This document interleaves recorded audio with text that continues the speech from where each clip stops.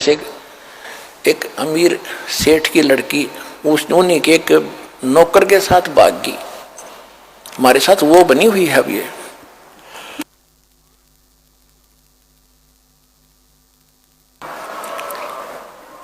उस भागने से पहले उनके जो चल रहा था विचार विमर्श, उनका पता माँ बाप को लग गया।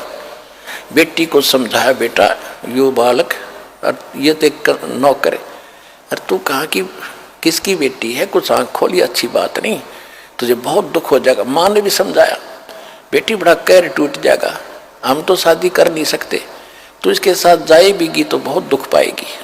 समझा दिया। हाँ माँ को नहीं जाऊंगी नहीं जाऊंगी, ऊपर से तैसे करगी और पीछे से सारा आभूषण लेकर भागी।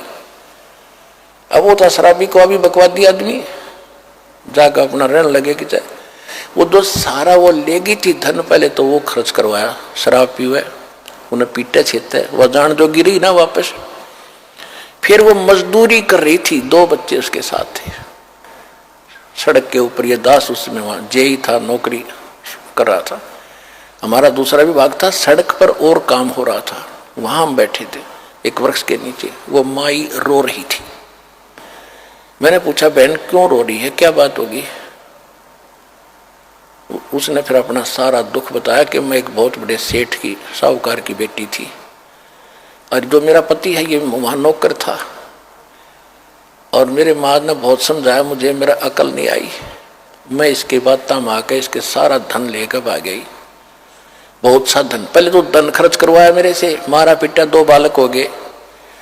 अब भी शराब पीता है, मुझे मैं नौकरी या मजदूरी करती हूँ, जाते इनको छीन लेगा। टाइम पर टूक भी नहीं है, रो रही हूं अपने कर्मों को। अब जब तो हमने थोड़ी सी सिंपैथी हुई, भाई हम क्या कर सके, हम भी आप रोजी रोटी वाले आदमी, हम तो आपको क्या दें बेटा, हम भी कुछ ज्यादा ध्यान नहीं दिया। दुख जरूर होता है ऐसी सुनकर कथाएं। तो अब मालिक का ज्ञान होने के बाद अब पता चला हमारे साथ ऐसा बना। अब ये हमें लूट रहा है, सता रहा है, हमारी ब्रेन माटी कर रहा है, मजदूरी करो, लाओ कमा कर मैं खाऊंगा। कैसे? आप पहले जो धन लेकर आए थे अपने बाप से, वो तो इसने महास्वर्ग में आपको वहां रखा ठाठ से, और आपके उस पुण्य के ऊपर इसने कमीशन रखा है।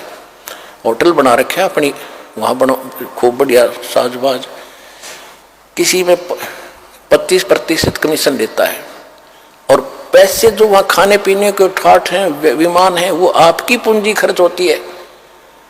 जब वो पूंजी समाप्त हो जाती, आपको पृथ्वी पर पटकता है कि फिर पुण्य कमाओ, फिर पुण्य कमाओ, फिर कहां स्वर्ग में आओ, वहां खत्म करो, फिर पाप भी साथ बनते हैं, यहां पर नरक में भी जाओ, जैसा करोगे वैसा ही फल मिलेगा, यहां कोई परिवर्तन नहीं है।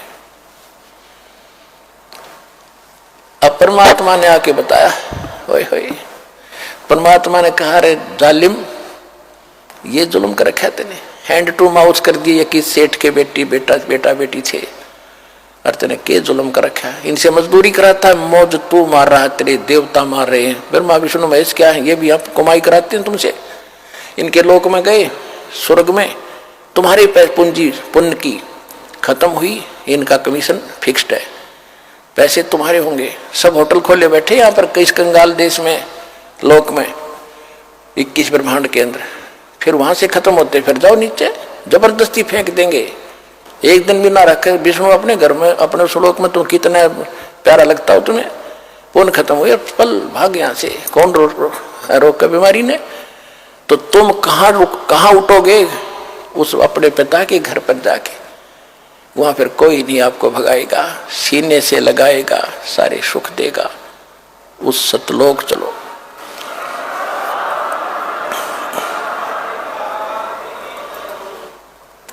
अब जो प्रसंग चला था कि आप जी ठगे जा रहे हो, आप पूर्व जन्म के जो कमाइयां थी, परमात्मा कैसी दया करते हैं, जैसे प्रत्येक युग में आते हैं। सन 1398 संवत 1455 और पूर्णमासी ज्येष्ठ मास की पूर्णमासी को भगवान ऐसे प्रकट हुए थे, कमल के फूल पर शिशु रूप धारण करके काशी बनारस में लहर तारा तालाब में। वहां से एक नीरू नीमा उनको उठाकर ले गए, मुसलमान दुल्हा, निसंतान थे, वहां उनकी परवरिश हुई और कुंवारी गाय से उनकी परवरिश, दूध से उनकी परवरिश की लीला होती है, लीला ऐसी हुई। ऋग्वेद मंडल नंबर 9 सूक्त 1 मंत्र 9 में यही प्रमाण है, और 8 और 9 में 2 श्लोकों में, मंत्रों में। 8 में ये कहा कि परमात्मा 3 प्रकार का शरीर धारण करके आपकी केयर टेक करता है, आपको देखभाल करता है। इसी प्रकार ऋग्वेद मंडल नंबर 9 सूक्त 67 के मंत्र 26 में भी यही प्रमाण है कि हे परमात्मा, आपका 3 प्रकार का शुद्ध शरीर है, उसी को धारण करके आप हमें संभालते रहते हो। तो वो बताया गया कि वो परमात्मा 3 प्रकार की लीला करता है। एक रूप में तो सतलोक में बैठे हैं, जब वहाँ सिंहासन के ऊपर सिर पे मुकुट है, ऊपर एक छत्र है, बहुत बड़ा गुम्बद है, गोल गोल सुंदर, सेंटर में बैठे मालिक, सफेद, बहुत गजब का रोशनी है। और एक रोम माने बाल होता है, एक रोम बाल की इतनी शोभा है, इतनी चमक है जैसे करोड़ सूर्य करोड़ चंद्रमा मिला दे, और नर आकार है, मनुष्य दृश्य है।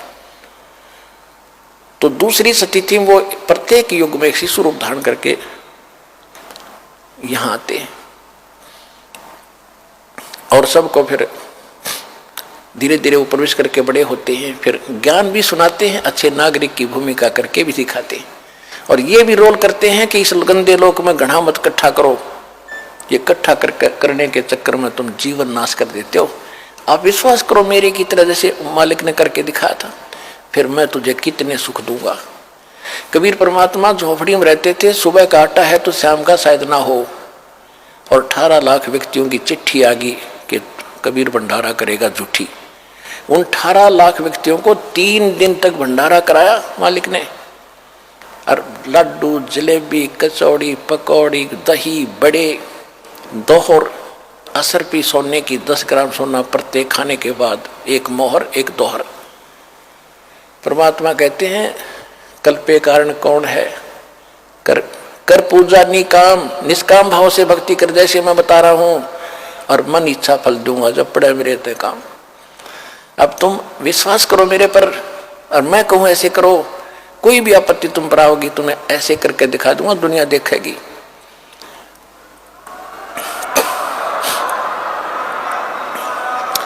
और आप जी अपनी चतुरता से कितना इकट्ठा कर लोगे और उसमें पूरा ना पट्टा आपका, तो कहते हैं साईं इतना दीजियो जा में कुटुंब समावे, हम भी भूखे ना रहे अतिथि ना भूखा जावे। इतना मांगो भगवान से, ज्यादा मत मांगो। तुम और मांगते हो तो वो फिर अपनी पूंजी व्यर्थ करते हो। आप प्रसंग तो चला था कि जैसे ही आप यहाँ वचन के बच्चे बन गए हमारे, अब जिस तेरे आपके घर में बेटा जन्म लेता है या बेटी भी लेती है, उसके आने से पहले माँ के सतन में दूध नहीं होता, बाहर आते दूध दिया जाता है। ये तो भगवान का रोल। अब आप अपना एक पिता का रोल समझो, माँ का रोल समझो, क्या भूमिका करते हैं। बच्चों को तो पता ही नहीं, अबोध है, आके निकल गए माँ के गर्भ से, पड़ गए, कोई उठाओ मरो, कोई संभालो ना संभालो, लेकिन माँ बाप के अंदर इतनी प्रेरणा, उसको नहाते हैं, धुआते हैं, सीने से लगाते हैं, गर्मी सर्दी के वस्त्रों की पहले तैयारी कर देते हैं। इसको किस चीज की आवश्यकता मेरे बच्चे को मालूम नहीं मुझे क्या आवश्यकता है। बड़ा होकर बच्चा थोड़ी बहुत जिद कर लेता है, फिर भी माँ बाप को गलत चीज उसको नहीं दिलाएंगे, वही देंगे जो उसके हित में ही होगी। अब वो आपका पिता है, आज से आप उसके बच्चे बन गए। परमात्मा कहते हैं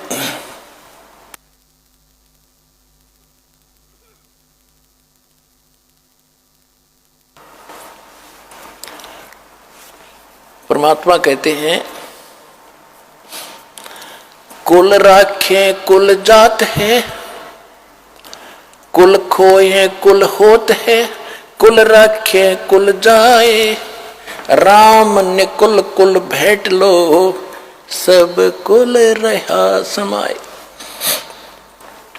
कहते हैं परमात्मा कि यदि तुम इस खानदान के चक्कर में भक्ति को नहीं अपनाओगे, कबीर साहब कहते हैं कि कुल की करनी के कारण अंसा गया भिगो, और तब ये कुल के कर लेगा जब तू चार पाया का हो।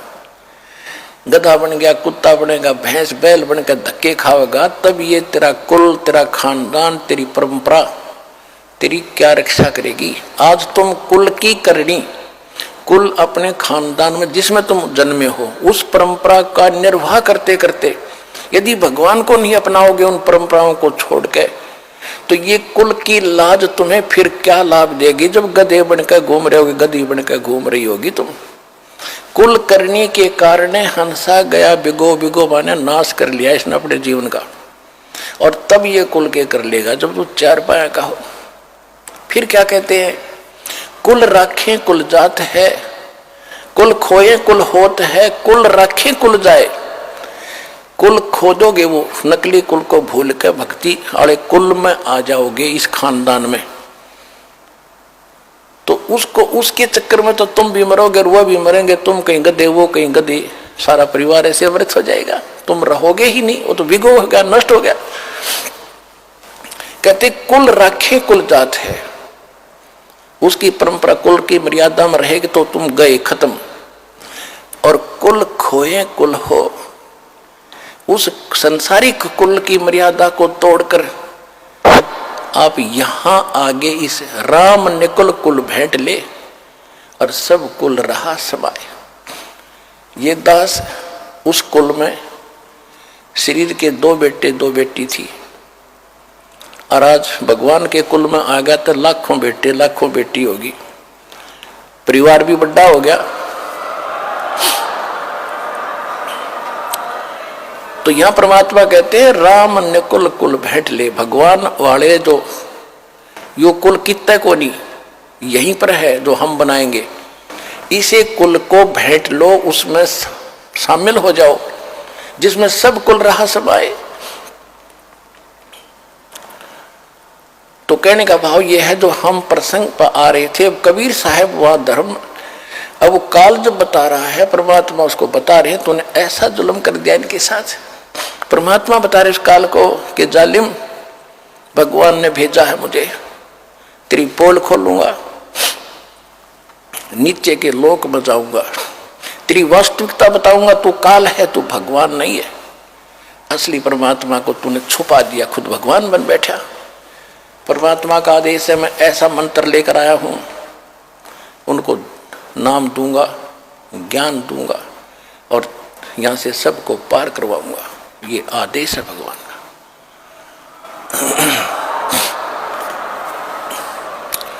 तो पहले तो वो काल भयंकर होगा। अब कोई देखो पुण्यात्मा, ये तो यही चक्कर पड़ रहा है।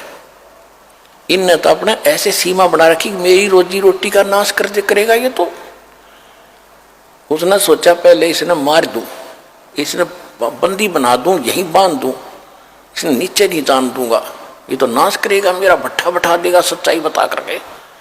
तो पहले तो उसने खूब झपट्टा मारा, जैसे चिड़िया के ऊपर बात झपटता है कि आजा, पहले तुझे संवारता हूं मैं भी। तो परमात्मा अपनी प्यारी आत्मा धर्मदास जी को बता रहे हैं, 600 वर्ष पहले आए थे, वो वाणी में लिखी हुई है कि धर्मदास को कहा कि धर्मदास, जब उसने मुझे मारने के लिए अपना चला मेरी तरफ भयंकर रूप बना के, तो मैंने सतनाम का सुमन कर दिया। 2 अक्षर का होता है वो, और सतनाम का जो सुमन किया ना, उसको इतना गजब का झटका लगा, उसके एकदम इतना करंट लगा उसके, और वो इतना भयभीत हो गया कि पाताल में जाके गिरा नीचे। अब मैंने तो उसको ठीक करना था, फिर नीचे गया मैं उसके साथ साथ। परमात्मा जोगजीत ने कहा कि मेरे पास ऐसा मंत्र है कि तजाले तना छोड़ दूंगा नहीं, 21 ब्रह्मांड तक, बाहर तेरी सीमा नहीं, चल वहीं ऊपर, यहाँ और कोई सुनेगा तेरी सारी बकवादों को। ऊपर फिर ले आए वहीं, फिर कांपन लग गया, चरणों में गिर गया। कहते ऐसे तड़फ रहा, पड़ा पड़ा, जैसे पक्षी की पंख कट जाती है, उड़ नहीं सकता। घिसड़ के जब देखा इसने ताकत में तो तेरी बात पड़े नहीं, तो चापलूसी यहाँ की सबकी यही आदत है। अपनी ताकत से लेता है पहले काम, जब नहीं बसाती है तो पैर पकड़ लेता है, फिर कोई छल करके उसको पटकनी देना चाहता है तो नीचे घिसड़ के पैर पकड़ दिए। परमात्मा की जोगजीत रूप में मालिक खड़े थे। या तो शक्ति को सलाम है। अब वो भगवान दिखा था, जिसे निशा झटका दे दिया, जान भी गई होती इसकी। अब तो भगवान दिखाई दे रहा था, जोगजीत भाई नहीं। तो फिर उसने पैर पकड़ कर रोए, बुरा हाल कराया। हे भगवान, मैं तो आपको बड़ा भाई हो, मैं तो बालक हूँ, छोटे तो उत्पात करते हैं, बड़े अक्षमा ही किया करते हैं। आप मेरे बड़े भाई, मैं आपका छोटा भाई, अक्षमा करो तात। परमात्मा बोले कर दिया अक्षमा। बोलो क्या चाहता है कि नहीं, वचनबद्ध होकर मेरी बात सुनो, मेरी कुछ या कमियां है वो पूरी कर दो। आप तो भगवान की ताकत लेकर आए हो, ब्रह्म पिता की। परमात्मा बोले बता दे, मैं वैसे ही कर दूंगा। बोला नहीं, वचनबद्ध हो जाओ। अब वो हो गया वचनबद्ध। परमात्मा पता था कि मांगेगा भिखारी, एक जीव संज्ञा का व्यक्ति क्या मांग सकता भगवान से, इतनी अकल कहाँ हमारे अंदर। कहने लगा जी ऐसे कर, वचनबद्ध हो गया, खड़ा हो गया। फिर कहने लगा जी क्या करोगे नीचे, ऐसे करना, देखो मुझे श्राप लगा हुआ है और 1 लाख जीव मुझे खाने पड़ते हैं। अगर आप अभी ले गए सबको तो मैं भूखा मर जाऊंगा, कुछ दया करो मेरे पे। एक कृपा करना, 3 युगों में जीव थोड़े ले जाना, और चौथा युग जब कलयुग आवे तो कितने ले जाना, मैं आपसे प्रतिज्ञा करता हूँ। अपरात्मा हम ये विज्ञानी पक्के हैं, अनजान व्यक्तियों को भगवान ने पता था तो क्यों इसको ये आदेश 3 युगों का क्यों दे दिया वरदान, तभी हमें क्यों नहीं पार कर गए। इसे तुम भले होते तो वहीं चाहते को नहीं वहीं न पड़े रहते। पता है भगवान ने कि सतयुग त्रेता द्वापर में ये दुखी नहीं होंगे, इनकी पूंजी साथ होती है। कुछ बची हुई पूंजी, जैसे वहाँ स्वर्ग में खत्म किया, फिर बच गई वह नीचे कुछ परसेंटेज छोड़ ले दे के भेजता है पुण्यों की और पापों की। तो सतयुग में वो जन्म होते हैं जिन्हें घने पुण्य होते हैं, त्रेता में उसे थोड़े से कम, फिर वो भी सुखी होते हैं। द्वापर में भी दुखी नहीं होते, फल फ्रूट भरे रहते हैं, वृक्षों जंगलों में लोग समय व्यतीत किया करते थे अधिकतर। मालिक को मालूम था कि त्रेता तक इनकी सारी बैटरी डाउन हो लेगी। और पहले सतयुग में ये पूजा करते थे ब्रह्म की, अल्लाह देता था कबीर भगवान, इनकी पूर्व की पूंजी थे, ये उस पर फिट हो गए। फिर इसी प्रकार राम का जन्म हो गया, फिर द्वापर वाले राम ने पूजन लगे। द्वापर में लास्ट में कृष्ण का जन्म हुआ, फिर कृष्ण ने पूजन लगे और पूजा करते रहे भगवान की दया से। भगवान भी आते रहे, भगवान की प्रेरणा करते रहे। अब वो जब भी आते थे प्रथम नाम देते थे, उससे चार्ज कर जाते थे। पता था पार तो ये भी होंगे नहीं, लेकिन इनको मनुष्य जन्म मिलता रहेगा, इस भक्ति से इनके परमात्मा के चमत्कार होते रहेंगे, आस्था इनकी बनी रहेगी। तो सतयुग त्रेता द्वापर तक परमात्मा ने घने व्यक्ति पार नहीं किए, को घना इधर से मिले स्पेशल दिखा के लाए, फिर उससे की बात बनी, बाकी अन्य ने नहीं माना। अब आप भक्ति भी कर रहे हो, आप देवता भी पूजा करते, सारा कुछ करती थी आत्माएं, और आज क्या मेरा दुर्गति हो रही है, हम देख रहा है दास। अब कहाँ गई वो भक्ति, कहाँ गई वो श्राद्ध स्वामी वाले पंथ। अब रो रो कहते हैं वो लोग, कहते 30 साल खो दिए, 40 साल डले ढोके आया हूँ, सब कुछ लुट गया, बीमारी 20 लग गई, बेटा मर गया, फैक्ट्री लुट गई। और तू आप लुट गए उसका तो पता है को नहीं, ये तो फैक्ट्री रो रहे हो तुम लुट गए, सारा जीवन खो दिया तुमने, भट्ठा बैठा दिया। अब करो फिर दोबारा चार्जर देंगे और थोड़े दिन में फिर धनी हो जाओगे। डटे रहना, इस मार्ग पर विश्वास करके लगे रहना, देखना कुछ ही दिनों में क्या रंग ला देगा भगवान।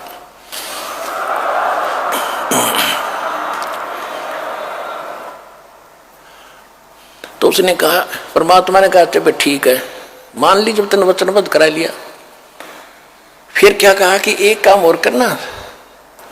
परमात्मा ने कहा, हाँ, फिर उसने कहा कि सतयुग त्रेता के अंदर मेरा अंश जाएगा, मेरा पुत्र विष्णु, उसके ऊपर एक आपत्ति, उसके संस्कार में लिखा हुआ होता, उसको ये नहीं टाल सकता।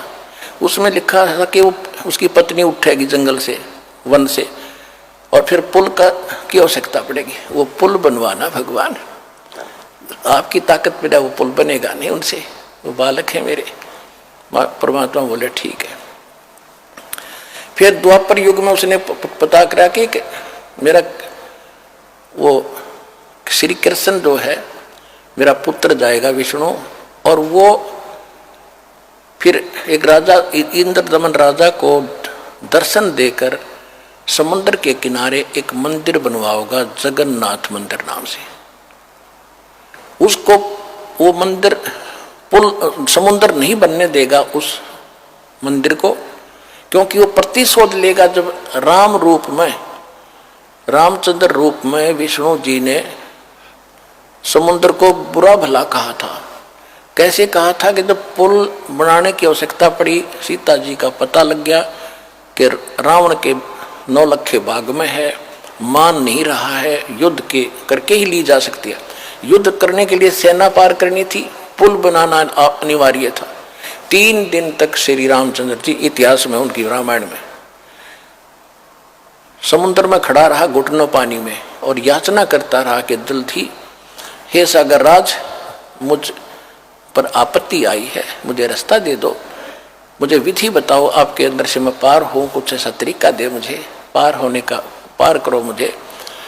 तो समुद्र नहीं मानना, टस से मस नहीं हुआ। तो उसने कहा था लक्ष्मण मेरा अग्नि बाण लिखा निकाल, ये लातों के भूत बातों से नहीं मानती, ढीठ व्यक्ति है राम, ये ढीठ है ये देव, क्योंकि समुद्र जल अलग है, जल का देव अलग है, वो आप नहीं देख सकते, वो सूक्ष्म दृष्टि से दिखता है। तो उस राम ने कहा कि रावण के साथ रहकर इसमें अभिमान हो गया, योग भलाई नहीं चाहता किसी का, गरीब का मददगार नहीं रहा।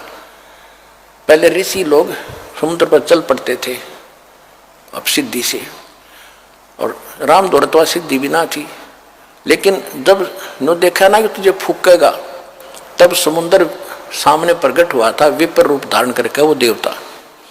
और तब उसने बताया था कि आपकी सेना में नल और नील नाम के 2 सैनिक हैं, और उनको उनके गुरुदेव की दी हुई शक्ति है, उनके हाथ से पत्थर तैर जाते हैं समुद्र के मेरे ऊपर, और कोई तरीका नहीं, उनसे पुल बनवा लो। अब वो नल नील कौन थे? त्रेता युग में परमात्मा 4 युग में आए हैं। सतयुग में सत सुकृत का टेरा, त्रेता नाम मुनिंदर मेरा, द्वापर में करुणा में कहाया, और कलयुग नाम कबीर धराया।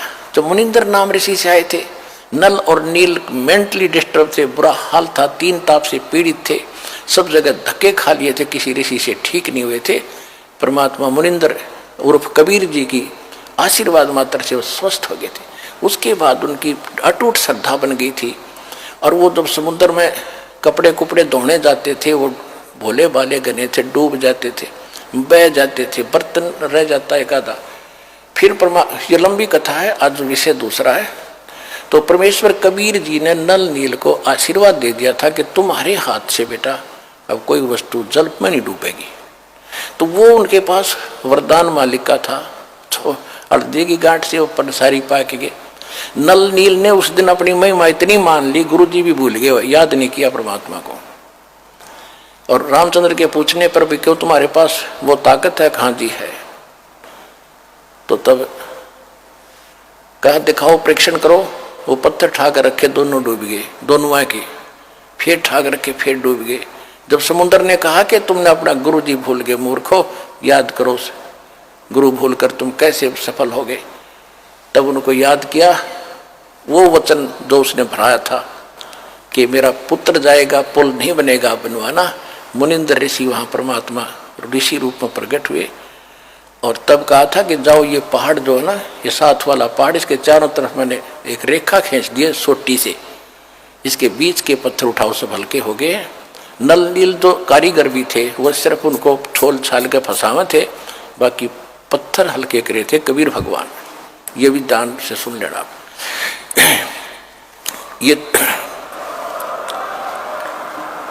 ये तत्व ज्ञान है पुण्यात्मा। जो कथाएं तुम सुना करते आप जी, अब ये इनका एक सब सिर चढ़ेंगी।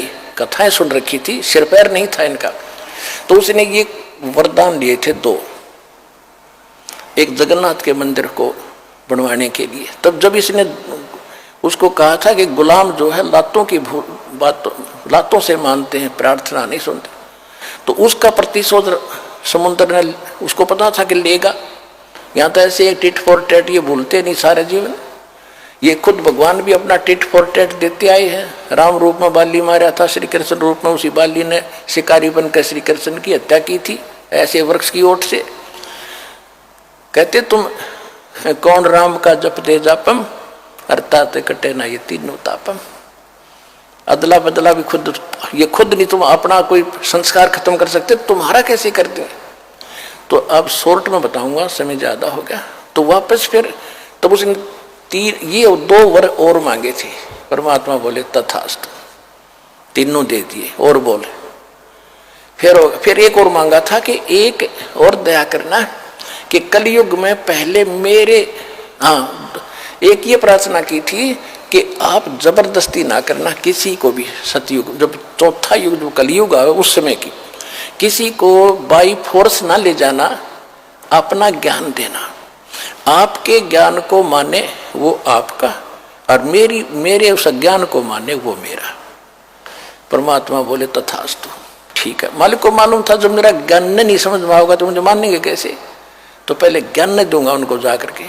फिर कहा कि पहले मेरे दूत जावे, मेरे संत जिनको मैं संत बनाकर भेजूं, और बाद में तेरा दूत जावे, तेरा संदेश वाहक जावे। परमात्मा बोले ठीक है तथास्तु, ठीक है भाई।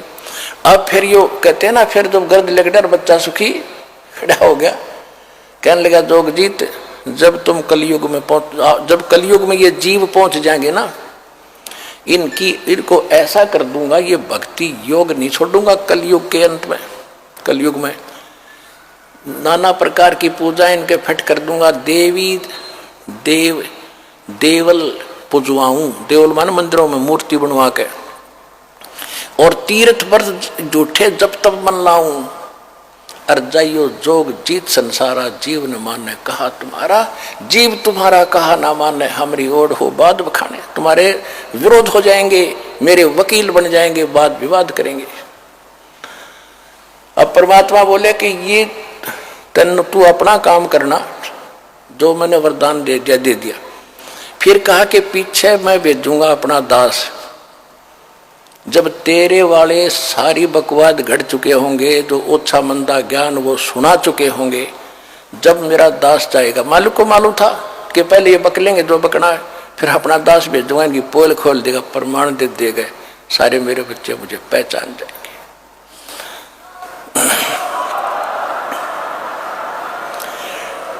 तब परमेश्वर ने कहा था कि चौथा युग जब कलयुग आई, तब हम अपना अंश पठाई।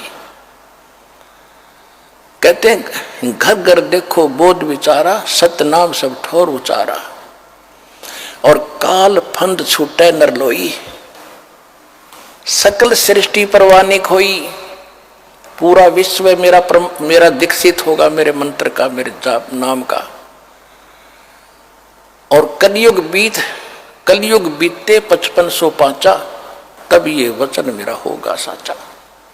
कलयुग बीत जावे जब एता, तब सकल जीव सभी प्राणी परम पुरुष पद चेता।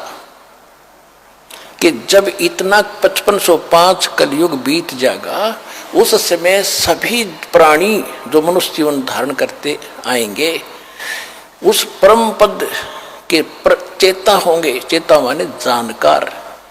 कौन से परम पद के? गीता अध्याय नंबर 15 के श्लोक नंबर 4 में कहा कि तत्वदर्शी संत की प्राप्ति के उपरांत परमेश्वर के उस परम पद की खोज करनी चाहिए, जहां जाने के बाद साधक फिर लौटकर कभी संसार में नहीं आते।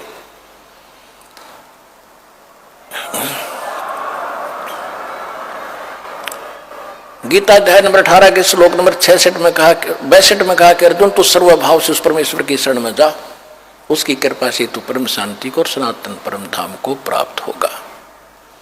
तो परमात्मा ने कहा था कि उस समय मैं अपना दास भेजूंगा, पहले तेरे चले जाएंगे और पीछे अंश फिर हमारा आएगा।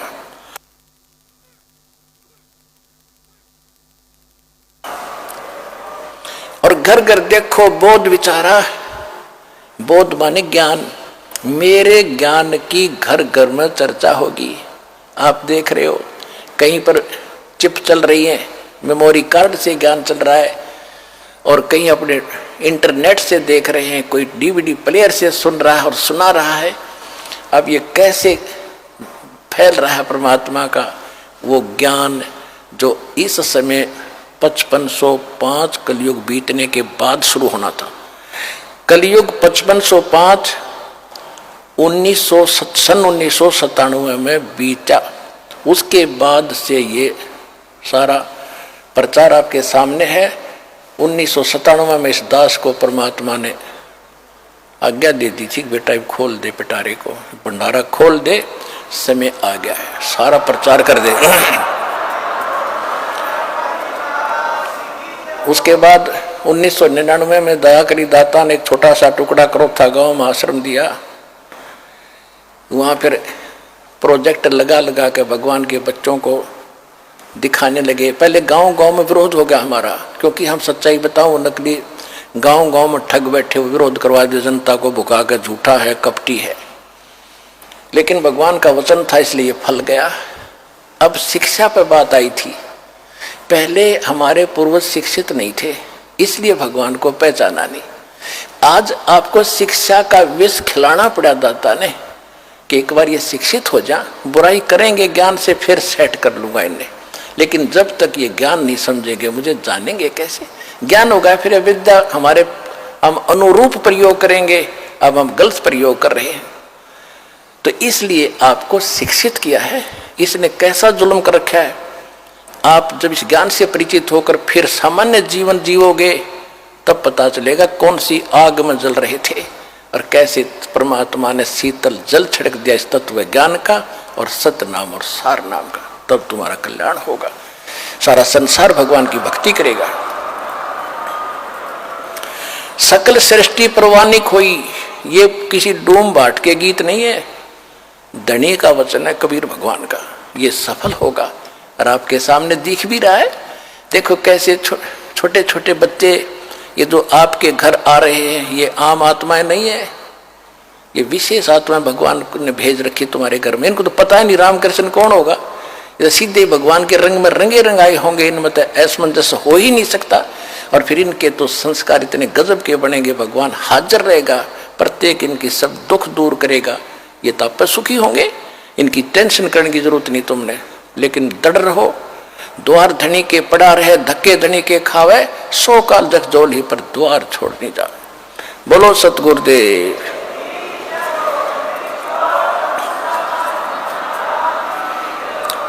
अब आपको परमात्मा कबीर जी की शरण में आने से सच्ची भक्ति, सच्चा ज्ञान प्राप्त होने के उपरांत जो सुख हुआ है, वो बहन भाई आपको आपके सामने वर्णन करेंगे, जिससे आपको और दृढ़ विश्वास होगा। हम बाटों में बट गए, कोई हिंदू बन गया, कोई सिख बन गया, कोई ईसाई बन गया, कोई मुसलमान बन गया। हम तो हम इंसान हैं, हमने इंसान ही बनना पड़ेगा दोबारा। इंसान बनने के बाद फिर देवता बनाना है। इंसान से काम नहीं चलेगा। जैसे ये डेरा सच्चा सौदा होले करा, कितनी फीत लगा ली, गुरमीत सिंह, राम रहीम इंसा, एक आधा और लिख लिया कि मैं रह रहा हूं तो फिर बन जाएगा इंसान। तेरा गजब। मानुष से देवता बनाना है, इंसान से तो देवता बनाएंगे हम। हो इंसान ने बनाया, इंसान तो भगवान ने बनाए रखे थे, बीच में विकार आ गए, वो विकार भी नहीं छूट रहे तुम्हारी। तो अब यहां देखो आकर के, ओए होए। अब दास को पता चला कि जैसे तुम वहां गए थे चंडीगढ़, वहां के लोग पूछ रहे थे कि कहां से आई ये, कि हरियाणा से। हरियाणा के लोग बीड़ी नहीं पी रहे, हद है भाई। तो कितनी अच्छी छवि हुई हमारी। किसके शिष्य हैं? ये संत रामपाल के चेले हैं, कबीर भगवान के बच्चे हैं।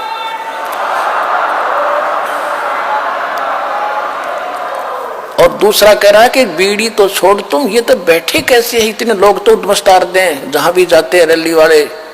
ये तो कोई और ही आत्मा आ रही है कहीं किसी देश से।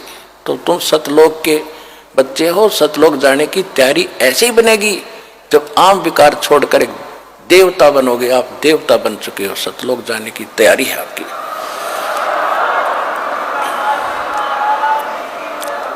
तो पुण्यात्माओं, जो दास कहे उस पर विचार करना। और कहते हैं तन मन धन सब तेरा, और तेरा तुझको अर्पण क्या लग गया मेरा। ये तो कहन की, करना पड़ेगा। अब कबीर साहब कहते हैं तन मन धन सब मेरा, और मेरा मुझको देगा जब कलजा पटेगा तेरा। तो अब ऊपर ऊपर से तो कह रहा जी तन मन धन सब तेरा, और जब मेरा मुझे देने का समय आता जब पीछे नटता है। अब ऐसे नहीं, जो कहा वो करके देखो। परमात्मा जो दान, जो दिहाड़ी आती थी कपड़ा बुन के, उसमें से खर्च चलाते थे, बाकी सारा दान करते थे। दान माया दुख भंजनी संचित है दुख मूल, दान करने से यह दुख दूर करेगी और इकट्ठा करके दर देगी, थारा दुख का मूल हो जाएगा, तो नाश कर देगी। तो फिर परमात्मा ने जो दान किया वो ये दिखाया कि जब मुझे जरूरत पड़ी भगवान में साझा हो गया। फिर वो तन मन धन सब तेरा कहने से नहीं, करके देखो। जब भगवान में सीर कर लोगे, उसमें भगवान का उसके अंदर आप पार्टनरशिप हो जाएगी मालिक से, और फिर देखना 18 लाख व्यक्तियों को कैसे छका दिया, वो भगवान ते सीर कर लिया। तो ऐसे आप भी उस मालिक ते पार्टनरशिप करो, और वो होगी ऐसे। देते को हर देता है जहां तहां से आन, ना दिया फिर मांगते फिर यो साहिब सुने ना कान। दान कहते हैं चढ़ी चौंच भर लेगी नदी ने घट्यो नीर, और दान दिए धन घटे नहीं नु कह रहे साहिब कभी। तो कुछ करना पड़ेगा उससे कुछ प्राप्त करने के लिए। खेत में पहले बीज बोता है किसान, एक एकड़ में 40 किलो गेहूं डाल कर आता, फिर गाड़ी भर कर लाता 75 मन 60 मन। ऐसे कुछ बोओगे तो बेटा तुम्हें मिलेगा। विधि दास ने दी बता, इसमें पीछे ना हटियो, कुछ आगे बढ़ाकर